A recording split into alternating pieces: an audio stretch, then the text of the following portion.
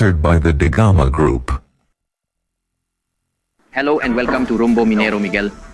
What's up, Jorge? My name is Jorge Leon Benavides, and together with Miguel Zavala, we are going to develop the following program. In this program, we are joined by the ex-Minister of Energy and Mines and the President of the National Freedom Political Party, Rafael Belaúnde Llosa, a recognized economist.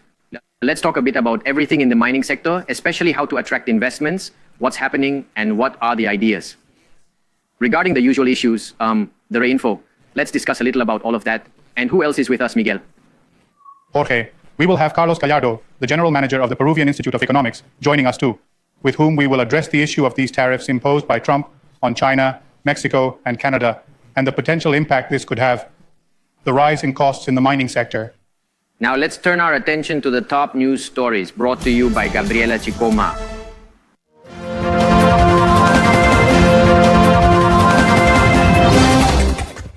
Thank you, Jorge. Here are the week's main mining updates which should catch your interest. The Ministry of Energy and Mines has initiated a series of strategic meetings with representatives from companies responsible for high-priority mining projects, with the aim of promoting its implementation between 2025 and 2026 in various regions of our country. The initiative, known as Boosting Development, focuses on promoting key mining exploitation projects scheduled for 2025 and 2026. Is aiming to achieve a total of more than $8.5 billion in investments, covering key areas like Ancash, Puno, Huánuco, Cajamarca, Apurímac, Lima, and Arequipa. To increase daily processing capacity, aim for 127,500 TPD while maintaining a maximum 10% deviation from 114 characters. Of mineral at 150,000 tons daily, Anglo American, a mining company operating in Cuelaveco, Moquegua, is in need of additional equipment for the facility which supports the mining operations. Modify the tailings transport system as well as the water recovery system from the tailings deposit and update the mining plan. The jobs ask for an investment of roughly $850 million, totaling around $870 million. And these have recently been approved by the environmental regulator SENAS. Ruben Arratia, Wood Mackenzie Director, noted the urgent need for regulation without scaring investments. Otherwise, there is a possibility of a notable increase in informality and a substantial decline in mineral production, causing potential harm to the country's economy, which would severely affect the economy. For the specialist, the excessive regulation of the mining sector presents a substantial problem for the country, particularly regarding the multiple permits that entrepreneurs are required to obtain. Urgent action is needed to resolve this threat. Well, we are now joined by Carlos Gallardo, General Manager of the Peruvian Institute of Economics. Welcome, Carlos. Thank you very much. Delighted. Tell us a little bit. According to Duncan Wamblatt, the CEO of Anglo American, the implementation of Trump's tariffs is expected to result in higher mining costs. This statement comes at a moment when the trade war is occurring, as everyone is witnessing, isn't that so? Much of concerning threat strategy, negotiation, and a touch of disorder in the environment, wouldn't you agree? In the middle of this storm is the CEO of Anglo American's word, isn't it? What do you think about it? Yes, look, the world is definitely affecting us too, especially here in Peru. We find ourselves feeling somewhat anxious about the developments in tariff policy and the potential effects on the global economy, don't you think? As well as on the mining sector. Of course, no question, right? If they can go. Specifying these electoral promises of the President of the United States. So what we've observed over the past few weeks is the presence of that in the environment and how, although the implementation is pending, the aforementioned concepts have not been actualized till now. Regarding the pledges from the nations that ranked highest on the United States priority list, right? There were certain objectives set for their commitments, so this particular passage comprises of 192 characters. There are estimates that if this trade war materializes, the impact on global GDP could be between 0.5 point and 1%. A decrease of 1 percentage point would lead to a smaller growth in the global economy, and that would undoubtedly have an impact on Peru. When it comes to mining, the more expensive the arrival of minerals or the global trade of minerals becomes, mining has not only a direct effect, but also other impacts. It is not only important to talk about the products derived from the mining sector, but also to focus on the implications and impact they have. Therefore, this impact on the global GDP can undoubtedly also affect not only about the national economy, but also about the mining sector. Following that same line, Carlos, well, the gold, you see, has been the focus this week. The maximum prices are arriving at, to be quoted at $2,830. The ounce. Obviously, gold is always regarded as a safe haven metal, especially in this context. At this time, right? During Trump's inauguration, with the tariffs on Canada, on China, Mexico, which could unexpectedly result in a higher inflation rate in relation to the ongoing economic growth. Projecting, what do you think about the gold situation? Can it keep going up in the international aspect? Furthermore, how does this situation impact our nation, given that we are the leading producers of illegal gold throughout America? Indeed, observe, the price of gold surged by more than 20% last year. Either this year or towards the end of last year, it experienced a significant increase. The Peruvian Central Bank anticipated that this year, 25 would see an increase of just about 12%, which is nonetheless important, don't you think? Well, considering the current international climate, don't you think these early perspectives on how high gold can rise are quite interesting? Worried about these possible trade wars, It clearly shows, projections that could the price of gold potentially rise significantly, perhaps even surpassing the 24 mark? Thus, we have seen a notable increase in the value of gold exports recently. Regarding illegal gold that exceeds 40%, we have transitioned from producing approximately 77 tons in 23 to more than 90 tons in 24. If conditions are met, it is anticipated that there could be another surge, potentially exceeding over 40% in the worth of illicit gold exports. No? Without a doubt, what we have seen in the last 20 years is the increase in the production and export of illegal gold. Have you been tampering with the price of gold? It's increased in value by a factor of 7 in the past 2 decades, which is certainly something we've noticed. This situation leads us, if you prefer to stress it more, to discuss the actions we will undertake to manage the problem of illegal mining, which has various effects on the national economy.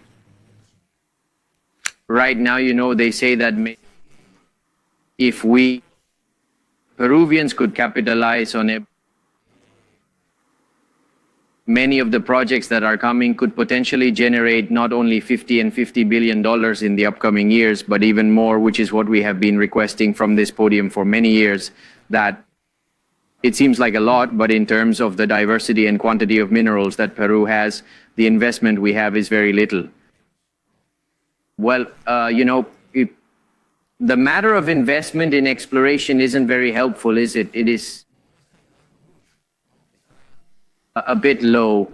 The truth is that there should be a boom in investment in exploration because one needs, well, to sow in order to reap, right? What do you think about this? Yes, look, indeed, compared to the previous mineral supercycle about 15 years ago, we have not seen this replication, this considerable drive for mining investments in both exploration and exploitation, which we witnessed in the previous period. We are in a supercycle, aren't we? We just spoke about gold, and copper is also at a higher price. In recent years, let's say, this can be explained by the fact that we have 2 significant issues at hand. Doesn't it seem that the first one entails a laborious bureaucratic process? If you want, where the deadlines of the regulations are not even met, especially regarding environmental issues. So it is not. It's not a matter of asking for fewer requirements or less. If you want you can either adhere to the standard or ask for a lesser standard while ensuring that the deadlines are met. Therefore, initiatives should be taken from this point onward. It seems that the single mining window is still waiting to be discussed. Therefore, I believe the paperwork aspect is still unresolved. Well, it has taken us quite a while to really get the necessary push for that to function or operate more effectively. And the second point is that we have stepped out, if you wish, this poor management we have of social conflict, right? Being more reactive instead of being proactive. Isn't that true? And addressing problems related to environmental issues, but also the limited or reduced access to basic services. Not in a country where things are not right. The government should take action. The concept of a one-stop shop is frequently discussed. Essentially, you receive everything you need at a single window, and the window then sends it back to the relevant ministries. To be quite frank, it's nothing more than a joke, in my opinion, but the deadlines are reduced very little. The government really needs to be accountable for showing a consistent image to investors. I mean, why focus on the national investor? I'm talking about the national and also the foreign, of course. Visit one ministry, then proceed to another, and continue in this manner by going to yet another and then to another. Yeah, and then wander around everywhere at the whim of, let's say, the mood of the person in charge, right? Why isn't the Ministry of Energy and Mines the agency like it was in the past that collects everything? Suddenly embrace the topics that the Ministry of the Environment needs and whatever else. Nevertheless, is it not unrealistic to anticipate our investors to personally pursue meeting deadlines, as you previously affirmed? We must refrain from imposing such an obligation upon them, isn't that so? If you carefully observe, that's essentially the concept, essentially a solitary window that functions efficiently like the one for foreign trade, for instance, which possesses more than 15 years of operational experience there. Our objective should be to achieve a setup where there is only one interface and tasks are typically completed quickly through a solitary point of access. We are making progress towards this goal. Senachi, isn't it correct that you had the intention of transforming into that one and only window? However, let's take a look. Hey, our project portfolio exceeds a staggering $50 billion, don't you think so? So, the Senate is an entity that oversees 50 billion souls and is tasked with making these projects operational, correct? Because finally, well, a good part of the procedures are channeled up to there. The reform of Senas is currently not finished. Isn't that correct? They were going to transfer functions, but that hasn't happened.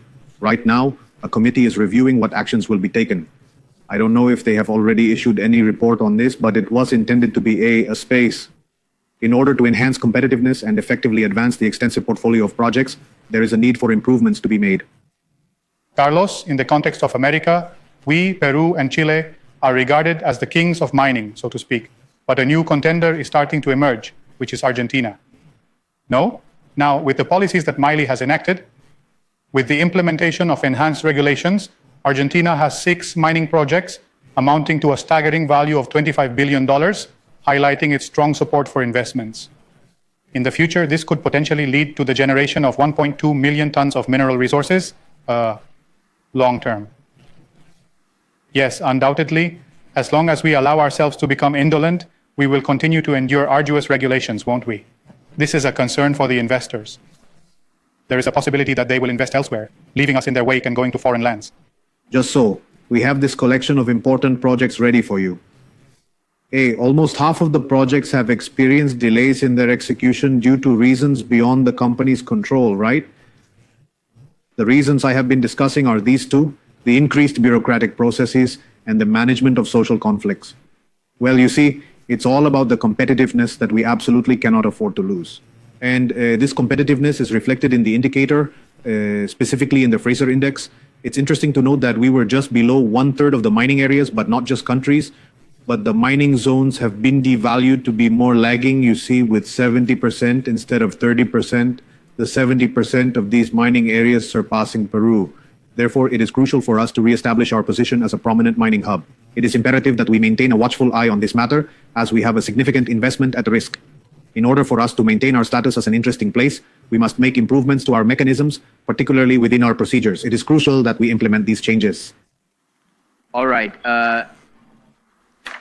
Tell us a little about the Peruvian Institute of Economics. What do you think about the upcoming developments in mining? Do you envision a stronger future ahead? The advent of electromobility has resulted in a surge in the prices of commodities such as copper, lithium, certain minerals, and the already steeply priced gold. What's your perspective? 41 characters. As the issue of growth in the of the formal, in the super growth of the informal. Isn't it illegal though? I think it is also, let's say, and it's an important point, right? Because even if we can solve it, the topics surrounding bureaucracy were addressed, and we succeeded in making our regulations more competitive. Wouldn't you agree? Additionally, if we could better manage social conflict, hey, there's one aspect that if we don't resolve, well, let's say, it won't matter at all to improve in these other two, right? And what I'm referring to is the way we are fighting against illegal mining, you know? I was saying this at the start, just last year. The value of exports for the illegally extracted mineral saw an increase of over 40%. Wouldn't you agree? This refers to gold. So if not, do you understand what I'm saying? We formulate a thorough approach which deals with the ability to trace minerals and also satisfactorily responds to the requirements for interception measures in a more consistent manner. to provide them with viable alternative economic activities that are not difficult so that people can suddenly stop doing the only possible activity that allows them to live, is about being there to ensure survival and get by. Without this comprehensive strategy of better coordination in this multi-sectoral commission with budget-related actions, it will be tough, let's say, to give light sustainably to these other projects. We see how formal mining coexists with illegal mining, and this puts the development of this activity in jeopardy. Thus, I believe there are promising future opportunities, but we should keep in mind how we are resolving these challenges in the informal sector as it changes. Otherwise, we won't see the light in these projects, surely not to the same extent that they should be. Certainly, we extend our gratitude to Carlos Gallardo, the dedicated general manager of the prestigious Peruvian Institute of Economy, IPE, for joining us today. We're going to a break and we'll return soon. Well, we are meeting with Rafael Belaúnde Llosa, an economist and president of Libertad Nacional, and as we remember, a former minister of energy and mines. Hey, Rafael, welcome to Rumbo Thank Minero. you very much for the invitation. It's a pleasure to be here with you. Hey, Rafael, what do you think about the head of the ministry? Minister Montero has provided information to the sector that it is sailing smoothly after announcing that mining investments in Peru reached nearly 5,004,880. By the year 2024's close, around 230,000 job opportunities will be created, underscoring significant growth. Well, for him, the private sector should continue to invest in Peru.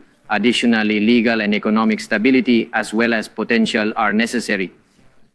Despite the lack, even though there is still more than a year left until we have a new government due to the ineffectiveness of this one, what is the task?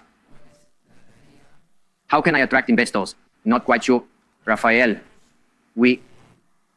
I consistently anticipate approximately $50 billion being invested in the upcoming years. Well, it's very little for. And you must have seen that from the inside, right? This is for the potential that Peru has. To put it differently, Chile has occasionally achieved investments totaling $100 billion in the upcoming decade, whereas we currently stand at $50 billion, showcasing a genuine variety. We possess not just a few minerals, but rather a diverse selection, along with their corresponding prices. But unfortunately, some projects are postponed, and unfortunately, the issue of investment in exploration. It's not only that they create challenges for both domestic and international investors, making things harder for them. They don't make it easy for her, and many times it seems like they make it easy for the illegals, right? Well, there was indeed a nominal portfolio, let's say, of about $56 billion that included projects like Conga and Tia Maria that have not been carried out. So to clarify, the total of that portfolio has been going down, but this isn't because the projects have actually started to be carried out, but simply because they have been removed from the list as they have become unfeasible projects. The truth of the matter is that as of today, there is not a single large-scale mining project. Not too fond of Quellaveco, but okay. Simply put, there are no important projects, right? Including the Yanacocha expansion, the repowering of Inmaculada, the Coroco expansion, and Coroco Huayco. The new cut at Las Bambas is all stopped. That is to say, all the projects, Zafranal is halted. We'll have to see what happens at La Granja. In other words, all the important projects are halted, and it's logical because we are experiencing a situation that offers no guarantees. This text is troubling, not solely due to the government's aimlessness, but also because the Congress alters the regulations, thereby increasing concern. Always playing, right? That's your thing, huh? But the current condition is grave. Should we overlook copper projects, we face a jeopardizing potential for collapse. Those that we already have in our portfolio, and if the expansions of the mines that are already operating are not carried out, in less than 20 years, Peru's copper production will fall by half. Mines will. They are not infinite. We have to be aggressive in exploring. We should adopt a more assertive approach in initiating fresh mining operations. The time frame for bringing a mine into operation should not exceed 2 or 3 decades. And we never know what will happen with electromobility because, of course, it is interesting now. But we could face the same situation as with oil, where we never managed. Well, let's examine what we possess in terms of crude, shall we? And at any moment, oil could be replaced by something else. Now, thanks to the technological change, Peru benefits from the use of copper. Isn't that right? In the context of paradigm, the revolution of electric motors has arrived. It is basically the copper revolution, and Peru has a lot of copper. But of course, in that time, the rapid growth of the combustion engine sector driven by petroleum. If the Gulf countries had made the choice to refrain from tapping into their oil resources, they would be nomads riding on camelback. In other words, having this potential is useless if, as a country, we don't reach a consensus that we need to capitalize on all our mineral wealth. It makes no sense for a poor country where people die from the cold during the frosts in the south. That with this potential and such great wealth, it is certainly a potential because there is a mining zone that has a copper grade of 1.5 to 2 or 3%. In an exportable mineral, it requires investments of $5,000, $10,000 million. It is not a potential, let's say, like in Argentina, where they plant soybeans. And in the following campaign, you are harvesting. Here, for Peru to be able to leverage its mining potential, it needs to attract a significant amount of investment. And for that, it needs to be a country that provides guarantees, which unfortunately it does not. But as you say, it would be absurd. It would truly be a criminal act against future generations to have this enormous polymetallic potential and not capitalize on it. And I believe that is the great challenge for us. Not an ounce, no buried gold, and not even a ton or pound of copper that hasn't been exploited. It's the same for zinc and all other materials. No. It makes no sense to leave this potential that could potentially act as the true lever for development, but has been improperly utilized. The state income has been wasted and misappropriated. That's a topic we also need to address, but it's a different subject, isn't it? Okay. Fernando, we are currently grappling with quite a substantial issue that poses considerable challenges for us. Complicated issue, which is the matter of illegal mining. There are several differing opinions on how this issue should be addressed or what strategy should be implemented from the government in order to fight against this serious problem. Well, a few days ago, Victor Gobitz, the former president of the Mining Society, was mentioned by others, capturing public attention, stated that more than a matter of police intervention, SUNAT and the Financial Intelligence Unit must be equipped with the necessary tools in order to aid their operation. Osinergmin, correct? So we can follow this trail of unlawful money, the explosives and supplies that are used for this illegal mining. What is your opinion on the approach to be taken in tackling the issue of illegal mining in order to effectively address the problem? Well, I believe that it is a problem. The root cause of this issue lies in informal mining. Wouldn't you agree? For example, a miner in Nazca, if they are within an intangible area, as there are, due to the issue of the Nazca lines, and since the area of archaeological interest of the Nazca lines has not been delimited, simply put, mining operations are no longer allowed in a zone that is equivalent to Metropolitan Lima and Callao combined, multiplied by 2. So any informal miner there is going to be illegal, right? A miner working without formal authorization in a concession, whose holder has had it for 30 years and has never invested $1 in exploring it, is also illegal. So I would divide the issue into, there is an issue with illegal and criminal mining as seen in places like Patas, isn't that so? We have to go there.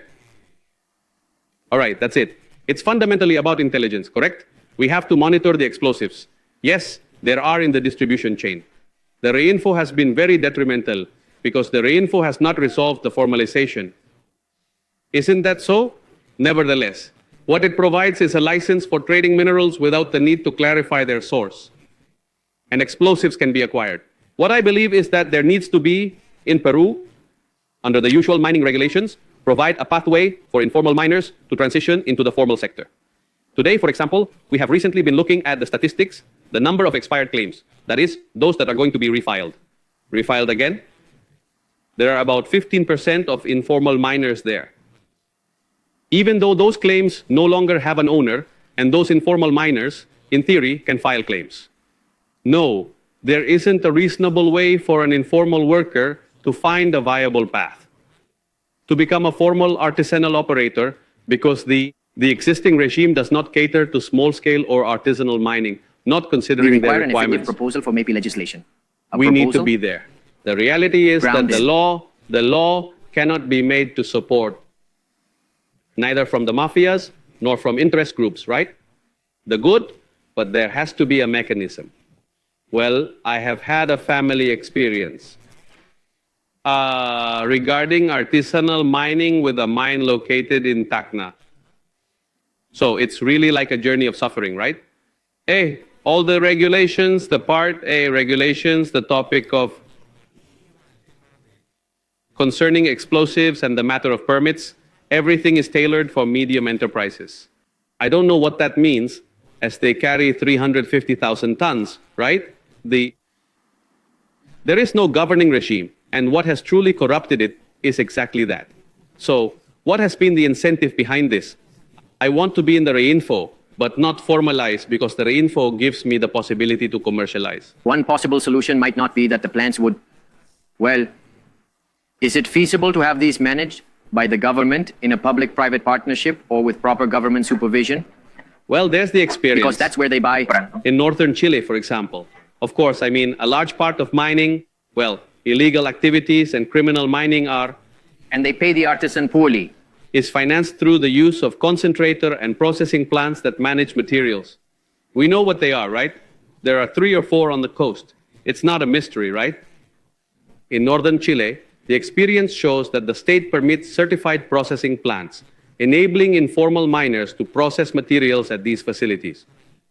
And of course, that benefits them because they get paid more, since on top of that, informal workers earn much less, barely anything. Even you could rescue a tariff there to remedy any environmental liability. I could make it nice there. Yes, because what you do is remove the mafia from the business.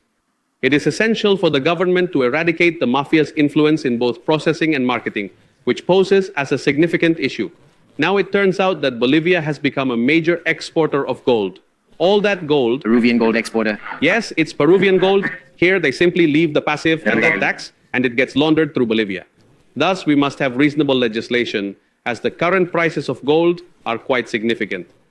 It is unreal that a family father in the Pampa in Madre de Dios, given the choice between watching his son go hungry and washing gold, he would choose the former. For example, it is essential to safeguard the areas we wish to protect, while also ensuring that we preserve and maintain. Our intention is to witness the handling of alluvial gold in Alaska, specifically in the Yukon.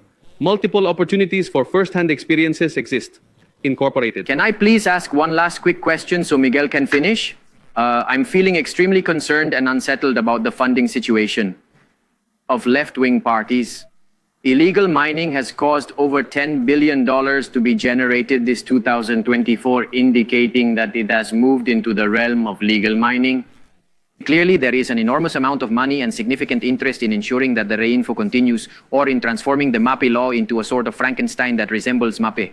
But in reality, it's a reinfo. This aspect in the financing of campaigns is quite dreadful because, when you get this type of money, you must repay your favor later, and you do so as a senator or congressman, don't you think? Well, I would say that illegal economies have a parliamentary bench. And they have had it for several terms. Break time, the rainfall, which was born as a temporary regime, break time has been break time 0.6, JJ, constantly renewing and renewing and renewing without end. The MAP law, or during the time it is being written and approved, and they are already empowered to request an extension. The law can be approved by Congress. However, it grants the executive the power to indefinitely extend its duration, creating a potential concern. Break time, here the incentive is break time 1.0. Of lawmakers who answer to the secondary interests of the illegal mining sector. Time, prolong this limbo as much as possible in order to prevent mistakes or errors, to prevent the supervision in the processing phase, break time. This is where the environmental damage lies. And in the marketing, where tax fraud exists too, right? Fernando, we have, in 30 seconds, tell me what you think about Petroperu. No? So, a report from El Comercio has emerged stating that there has been a new stoppage of the flexi-cocking unit in December, and it remains halted up to this moment. That has not been communicated by Petroperu. That they say is really just about maintenance. What do you think should happen with this public company? No, I believe that he is not going to do anything. That is to say, the state cannot allocate another dollar to a company that is failing. It has drained resources of more than 20 billion sols over the last 10 or 12 years. This is money that could have been used to care for children, the elderly, or to improve infrastructure. At that moment, that Petroperu addresses its challenges, and if it cannot manage to resolve them, they will need to personally declare insolvency, and it will be necessary for us to assess the potential of viable assets that can be liquidated in order to compensate suppliers and workers. In other words, if the company is not economically viable, that is the story of many private sector companies as well. It happened before. No, the state cannot maintain to an oligarchic elite embedded in Petroperu, replete with advantages and privileges funded by fiscal contributions of all Peruvians. If the company can be made feasible without harming the treasury, that would be excellent. But if it can't, then it will have to endure the same fate as any other company in the to express bankruptcy under the law. And nothing occurred here since there will be no shortage in the market. With just a little coordination, you can guarantee it, because fundamentally, the complex distribution is that of the Amazon, isn't it? This is resolved by talking to private suppliers who operate and do so without asking the state for money. Agreed. Okay. Well, Rafael Belaúnde Llosa, economist and president of Libertad Nacional, former Minister of Energy and Mines. Rafael, thank you very much for being here on Rumbo Minero. It's very interesting. The proposals, the approaches. Well, we look forward to having you join us again soon to discuss this sector, which holds significant importance for Peru. Thank you very much. All right, we're going to take a commercial break and we'll be right back. As we reach the conclusion of this program, it gives us great pleasure to inform you that the forthcoming issue of Rumbo Minero magazine will be accessible in the near future. If you are a supplier or want to become a supplier for the mining sector, place your advertisement in the leading magazine of the mining sector and of America. Your name, Rumbo Minero www.rumbominero.com. You will have free access to all editions of Rumbo Minero, allowing you to read both national and international articles. This includes the ability to view every single article without any cost. Written in the Miguel, I think that what Rafael Belaúnde Llosa tells us with respect to the treatment of rainfall, well, regrettably, what we are observing is that regarding the Maypay issue, the National Mining Society has made a statement. In that committee, in that commission, basically Congress can't create an energy and mines committee, nor can they make a Maypay law that is a Frankenstein. The key to lasting laws is unanimous agreement. Even if a minority disagrees, everyone's accord is crucial. The enduring force lies in the collective consensus. A dissenting minority may exist, but they are not able to make a Frankenstein that eventually turns into another reinfo, aren't they? Therefore, in this program, we have been tackling this subject for a number of weeks now, that this Congress ought not to have this topic. But the next Congress that starts from the year 2023, 26, sorry about that, because we know this is really politicized and quite polarized, right? Yes, and as the president of the Peruvian Institute of Economics told us, well, without a doubt, the subject at hand regarding the economy is that if we take a step back before discussing the 50 billion as the subject of investment and the simplicity of the administrative processes related to the matter of the